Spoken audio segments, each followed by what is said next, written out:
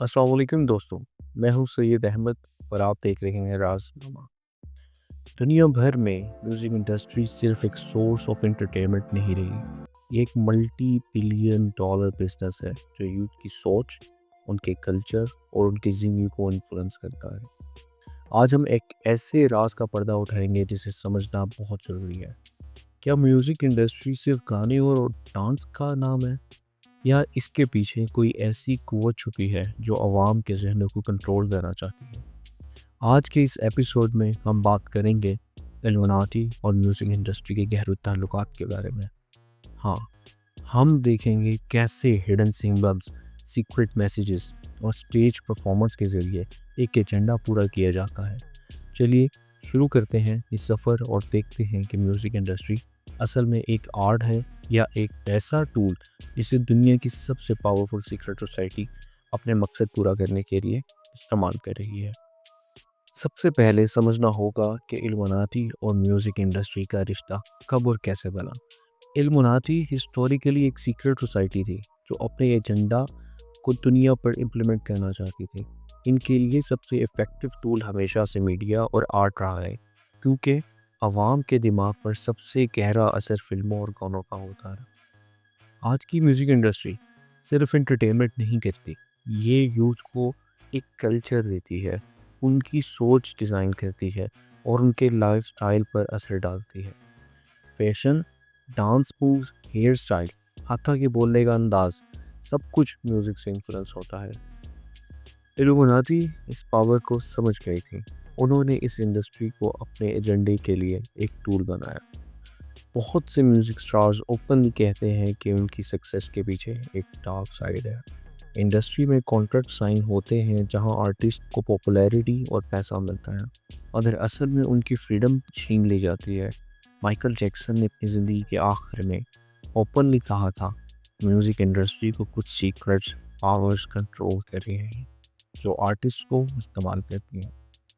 सवाल उठता है, क्या ये सीक्रेट और पावरफुल सोसाइटीज़ में इल्यूमिनाटी शामिल थी?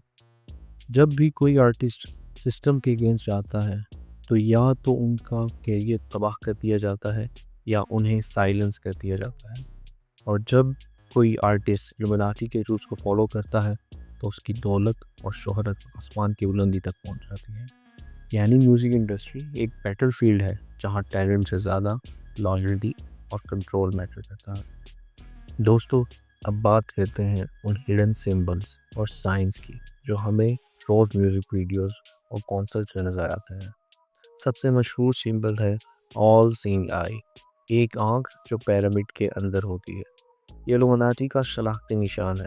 अगर आप जॉनसे, जैज़ी, रिहाना, लेडी गागा या कान्ये वेस्ट या कैटी पेरी की वीडियोस देखेंगे तो आपको बार बार यही सिंबल सामने आते चले जाएंगे।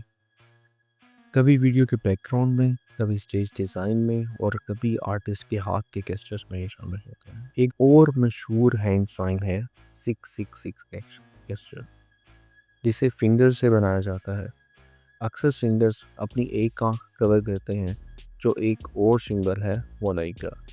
ये सब फैंस को कूल लगता है, लेकिन असल में ये एक तरीका है, एक हिडन और इल्यूमिनाटी के साथ। सबलिमिनल मैसेजेस भी एक पावरफुल टूल है। कई सॉन्ग्स को जब रिवर्स प्ले किया जाता है तो उनमें से डार्क और स्टैटिक फ्रेजेस निकलते हैं। लिरिक्स ऐसे डिज़ाइन किए जाते हैं कि ज़ाहिर में फन लगते हैं, लेकिन उनके अंदर एक डीपर और डिस्टर्बिंग मीनिंग छुपा होता है। सिर्फ वीडियोस ही नहीं, लाइव परफॉर्मेंसेस भी रिचुअल्स की तरह होती हैं। सुपर बॉल और ग्रैमी अवार्ड्स के स्टेज शोज इसकी जिंदा मिसालें हैं। Fire, disturbing costumes, devil horns और डार्क थीम्स कोरियोग्राफी सब एक सिंबॉलिक रिचुअल परफॉर्म करते हैं। आप सोचिए, जब मिलियन ऑफ पीपल लाइव एक कॉन्सर्ट देख रहे होते हैं तब असल में एक मास माइंड प्रोग्रामिंग हो रही होती है। ये सिर्फ डांस और गाना नहीं, बल्कि एक हिडन रिचुअल होता है जो आवाम को साइकोलॉजिकल और स्पिरिचुअली इन्फ्लुएंस करता है। दोस्तों, सिर्फ हम ही नहीं बल्कि बहुत से आर्टिस्ट और खुद इस सिस्टम के खिलाफ बात की है। माइकल जैक्सन ने कहा कि उन्होंने इंडस्ट्री की सीक्रेट फोर्सेस टारगेट करी है। थोड़ी देर बाद उनकी अचानक मौत ने पूरी दुनिया को शॉक कर दिया। कान्ये वेस्ट ने इंटरव्यूज में ओपनली कहा था कि उनकी इंडस्ट्री में लोग अपनी सोल्स बेचते हैं। जब उन्होंने ज़्यादा बोलना शुरू किया तो उनका करियर और इमेज डैमेज कर दिया गया। एक और आर्टिस्ट बॉब डायलन ने एक इंटरव्यू में कहा, मैंने अपना सोल, अपनी रूह एक डार्क पावर को सेल की थी और मैं अब उस कॉन्ट्रैक्ट को पूरा कर रहा हूँ। वाटनी हॉस्टन, पिंस, चेस्टर बिंगटन और बहुत से सीजर्स, इन सब ने ये या तो इंडस्ट्री सिस्टम को एक्सपोज करना शुरू किया या उनकी डेथ स्पीशियस हालातों में होगी। क्या ये सब को इंसिडेंस है या फिर सच में एक ऐसी पावर है जो अपने सीक्रेट एक्सपोज होने से रोकना चाहती है? सवाल ये है कि इसका हमारी ज़िंदगी पर क्या असर हो सकता है। यूथ ब्लाइंडली अपने फेवरेट स्टार्स को नकल करते हैं, लिरिक्स रिपीट करते हैं, उनके डांस मूव्स कॉपी करते हैं और उनके फैशन ट्रेंड्स फॉलो करते हैं। ये सब सबकॉन्शियस माइंड को प्रोग्राम करता है। स्लोली सोसाइटी में इमोरालिटी बढ़ जाती है। लोग स्पिरिचुअलिटी और अपनी असल पहचान से दूर हो जाते हैं। एंटरटेनमेंट के ज़रिए एक हिडन एजेंडा फीड किया जाता है ताकि इंसान असल हकीकत से वाकिफ हो जाए। यानी म्यूज़िक इंडस्ट्री को एक टूल बनाया गया है जो इंसान के दिमाग और रूह को कंट्रोल करने का काम कर रही है।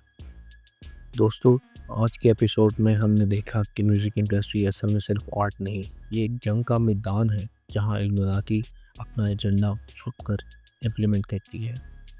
हिडन सिंबल्स, सबलिमिनल मैसेजेस और स्टेज रिचुअल्स, ये सब प्रूफ हैं कि इस इंडस्ट्री के अंदर एक डार्क इन्फ्लुएंस काम कर रहा है। शायद कुछ लोग इसे कॉन्स्पिरेसी थ्योरी समझें, लेकिन जब फैक्ट्स, वीडियोस और आर्टिस्ट के अपने स्टेटमेंट्स एक जगह जुड़ते हैं तो तस्वीर साफ हो जाती है। मैं हूँ सैयद अहमद और आप देख रहे थे राजनामा। अगर आपको ये वीडियो पसंद आई तो लाइक करें और अपने दोस्तों तक ज़रूर शेयर करें और चैनल को सब्सक्राइब करना मत भूलिएगा। अगले एपिसोड में हम और गहरे राज खोलेंगे। तब तक के लिए अल्लाह हाफ़िज़।